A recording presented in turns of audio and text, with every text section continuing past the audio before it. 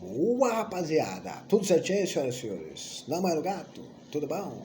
Bom, vamos lá então, vacilão. Que hoje eu vou tentar começar a conversar com vocês sobre o nosso roteiro número 2. Roteiro number 2. Nossa, meu inglês tá demais, hein? É hoje que eu vou pedir um ex-bacon. Ah, não pode mais. Putz, queria ir lá no Adriano. Mas tudo bem. Vamos lá. Seguinte, meus queridos. Vamos começar a trabalhar nosso roteiro número 2. Na última aula eu falei um pouquinho, eu deixei 2 vídeos, um sobre o fim de Roma e outro sobre feudalismo. Agora a gente vai ver uma mudança no feudalismo. Então, ó, passamos por Roma Antiga vai entrar em declínio, vai se enfraquecer, as pessoas vão começar a sair das cidades e vão para as áreas rurais. Nas áreas rurais a gente vai ter uma espécie de colônias, onde trabalhadores que não tinham terra vão oferecer o seu serviço para donos de terra. Os donos de terra vão oferecer as suas terras, nós vamos ter uma troca. Quem tem terra oferece a terra e vai proteger as pessoas que vão trabalhar nas suas terras, e quem não tem terra vai trabalhar, produzir e entregar parte da produção para os donos de terra. Beleza? E nesse processo todo aí nós temos a Igreja Católica da Idade Média, que vai controlar a religião, vai controlar como as pessoas pensam.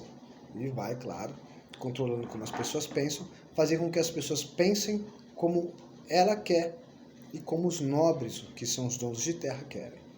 A gente não pode esquecer que durante o feudalismo, antes das cruzadas, a gente tem 3 classes sociais. O clero, que é a rapaziada da igreja, ou clérigos, os nobres, que são os donos de terra, e os servos, que são os trabalhadores. O clero não trabalha, tecnicamente, na terra. Ele é o responsável por salvar a alma de todos que vivem no feudo, certo? Vamos lembrar o que é um feudo? Um feudo é como se fosse uma fazenda onde moravam. Volta. O feudo é uma espécie de uma fazenda onde moravam diversos servos. Esse feudo pertencia a um nobre, certo? E o nobre dividia as terras entre os servos para que eles trabalhassem e produzissem. Os clérigos não trabalhavam propriamente dito, eles só rezavam para salvar a alma de todo mundo. Os nobres eram os donos de terra, que emprestavam a terra para os trabalhadores, para os servos produzirem, e pegavam parte dessa produção.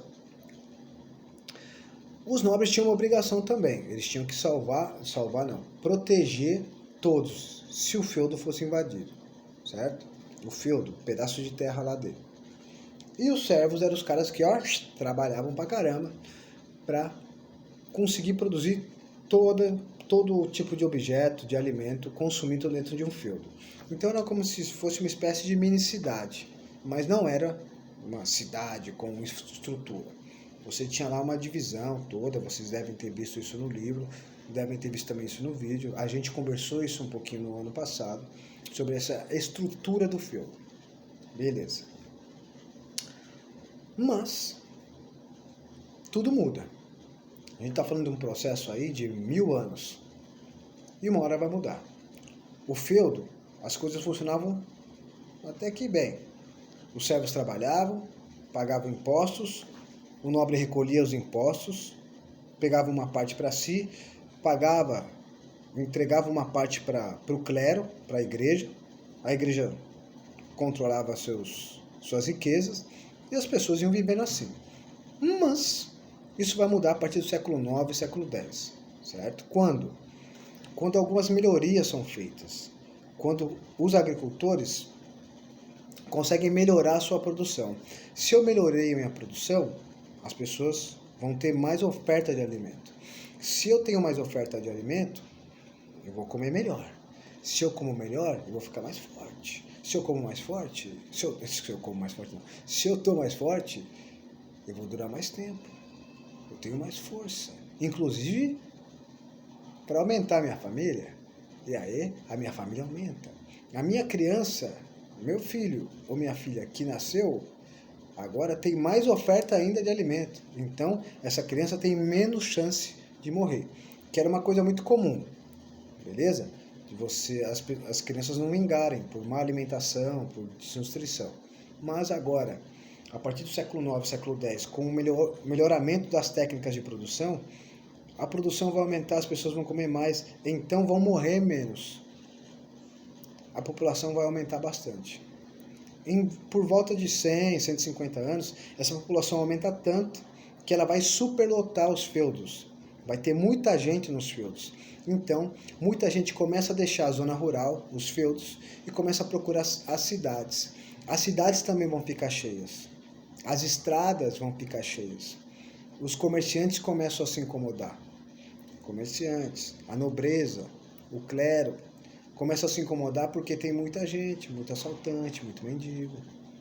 Então, esse é o contexto da Europa em que surgem as cruzadas. As pessoas saindo dos feudos porque esses feudos estão superlotados, indo para a cidade, enchendo as cidades, ficando nas estradas, e aí nas estradas vão surgir os ladrões de cargas ou os mendigos. Isso vai tornar, de acordo com alguns textos da época, as cidades feias.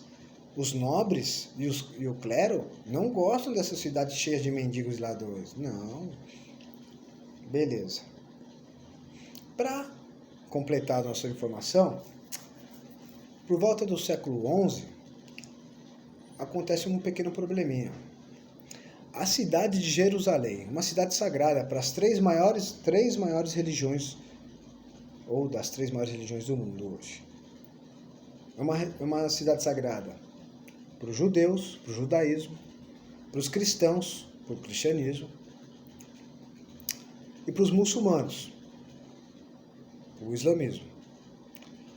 Nessa cidade, essas três religiões nasceram, vamos dizer assim. E é claro, nós vamos ter uma disputa para ver quem domina, quem controla essa cidade, desde aquela época. É engraçado porque Jerusalém quer dizer a cidade da paz. Mas eu não consegui estudar um momento em que Jerusalém teve paz. O tempo todo em guerra, o tempo todo em conflito por causa dessas três religiões. Beleza? Mas esse conflito feito pelos seres humanos. Bom, o que acontece no século XI? Os cristãos e os muçulmanos disputavam o domínio da cidade. Era uma cidade extremamente importante. Por quê? Porque como eram cidades sagradas, muitas pessoas iam para essas cidades para fazer peregrinação, para pedir perdão, para conhecer os locais sagrados. E quando essas pessoas iam, ela aquecia o comércio. O comércio naquelas cidades era muito intenso, rolava dinheiro pra caramba. Então, quem controlasse essa cidade de Jerusalém ia conseguir também controlar o dinheiro que circulava. Ia cobrar impostos dos comerciantes, da rapaziada que entrava e saía. Então era uma cidade muito interessante financeiramente falando, certo? E cristãos e muçulmanos ficavam o tempo todo brigando por ela. Cristãos dominavam a cidade, depois de um tempo tinha uma guerra, os muçulmanos tomavam a cidade. Aí ficava lá os muçulmanos, depois vinha outra guerra, os cristãos tomavam a cidade. E nessa, e é claro, né?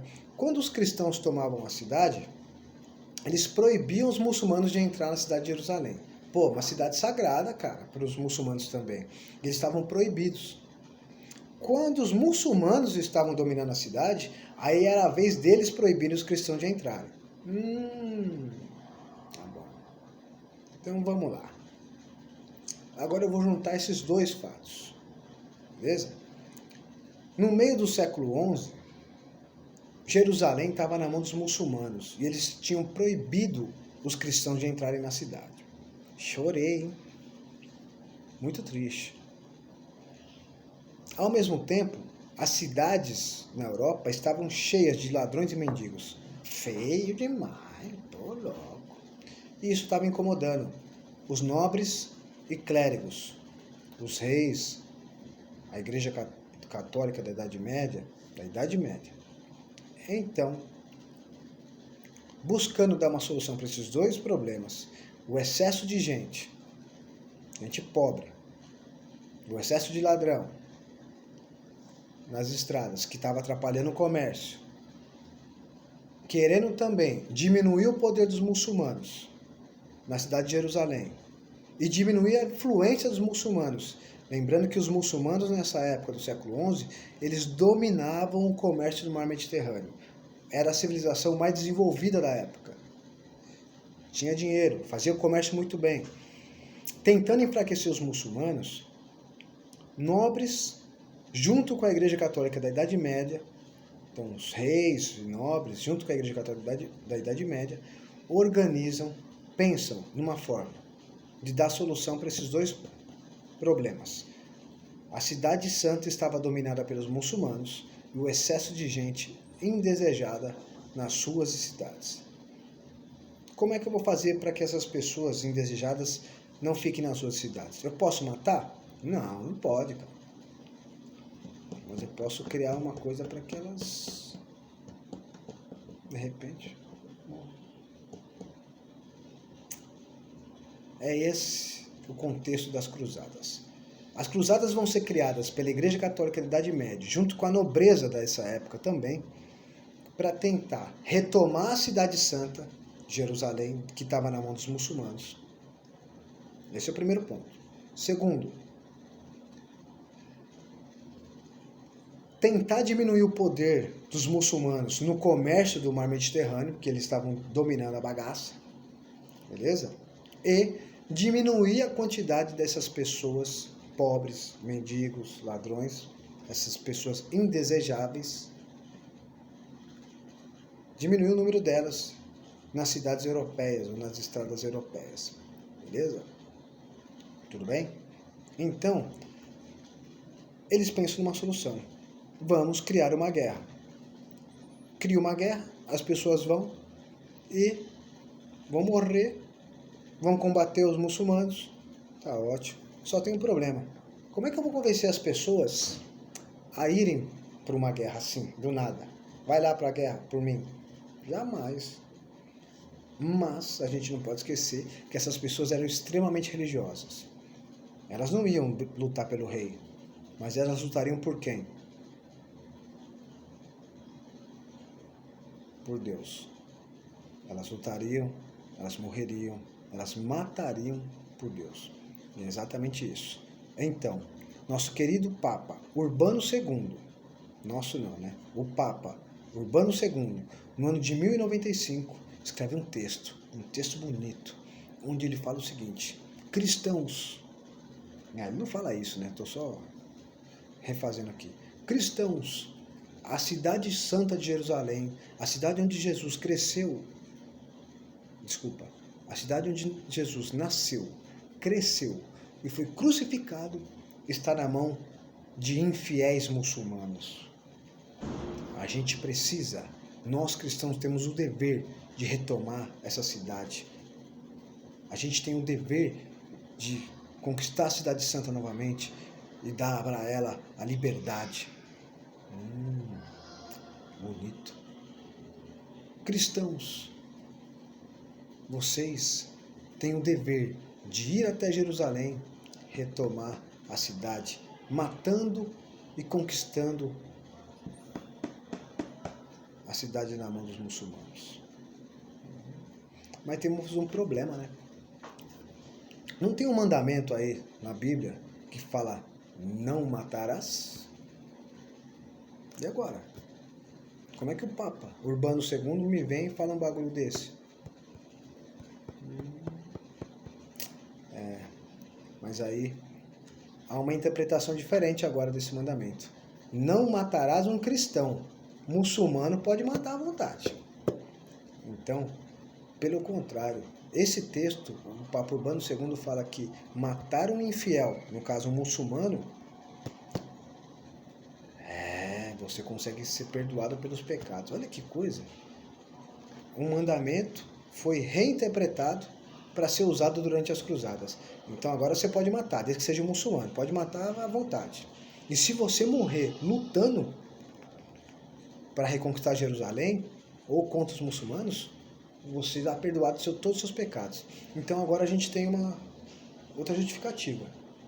Muita gente ia para essas guerras não porque queria reconquistar Jerusalém, não porque queria retomar o comércio, não porque queria de fato um pedaço de terra. Agora essas pessoas estavam indo porque elas queriam o perdão dos seus pecados.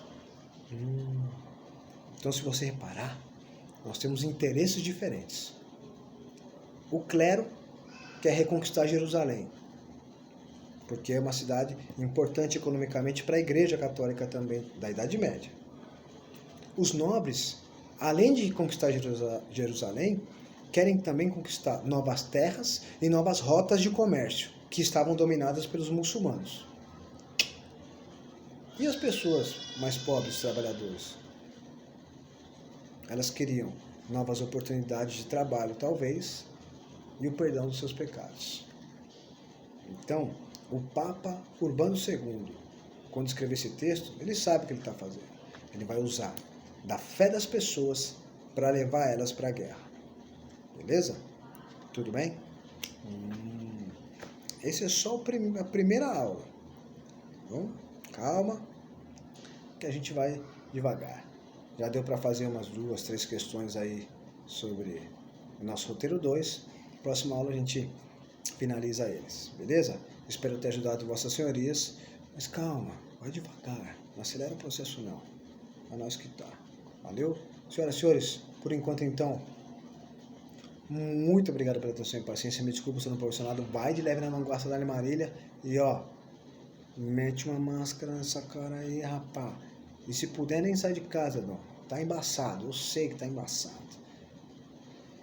Mas a coisa tá pegando. Vacila não. Firmeza? Eu acho que tá, rapaziada. Fui.